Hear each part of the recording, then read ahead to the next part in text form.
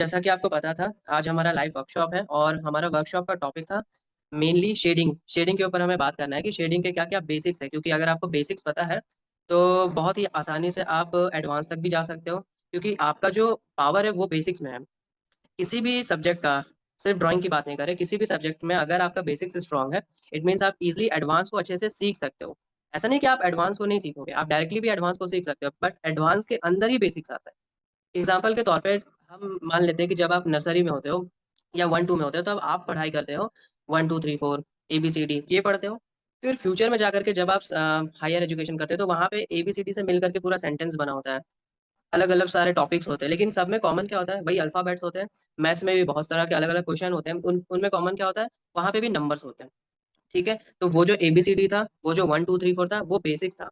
अब आप खुद सोचिए, अगर कोई डायरेक्टली 10th क्लास का स्टडी करे और वो कुछ ऐसे सेंटेंस को पढ़ रहा है जो अभी उसने कभी भी एबीसीडी नहीं पढ़ा, यानी कि उसने बेसिक्स कंप्लीट नहीं किया, तो क्या वो उस सेंटेंस को पढ़ पाएगा?